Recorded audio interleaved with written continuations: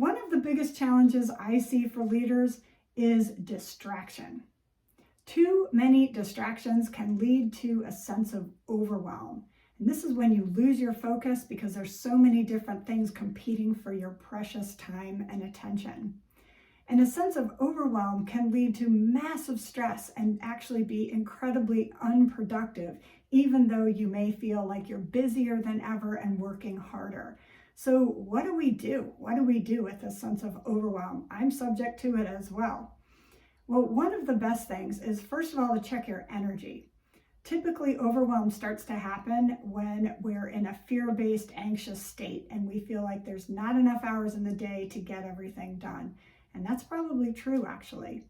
So when we look at that and we take a nice deep breath and say, okay, I can't control the number of hours in the day, but I can control what I can do in those number of hours in the day.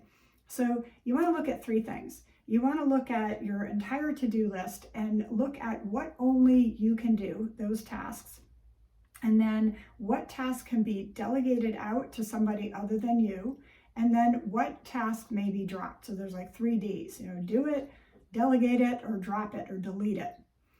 And that's a really helpful tool. But what's even more important is underneath that is a decision matrix, because you have to decide, what is it that only you can do and why, and be very, very clear about that. And also decide what someone else can do. So sometimes there's a sense of ownership and, oh, I could just get it done faster. That may be true initially, but once you get your other person trained up to be able to do it with efficiency, it becomes a lifesaver. And when you have a team of those people, it's even better.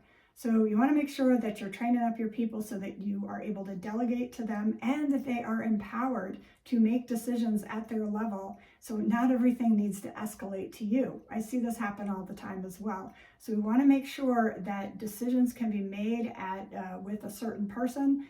It doesn't necessarily have to escalate to you. Actually, it should not escalate to you unless certain criteria are met. And you need to be making some decisions about what are those criteria. The other thing I see too is people are not calendaring white space, like space to just think. So it might not be task oriented. It's just like to be able to take a step back and strategize and think for yourself. Uninterrupted focus time. Absolutely critical for success in anything, and certainly for success in leadership and in scaling a business, growing a business, or doing anything in a business.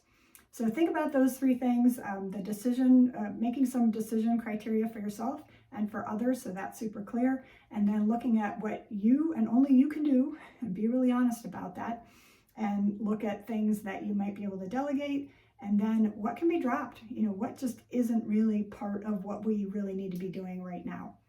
And I'd love to hear your thoughts on this. So if you practice any of these, feel free to leave a comment, and I'd love to hear from you, and I'll check it out.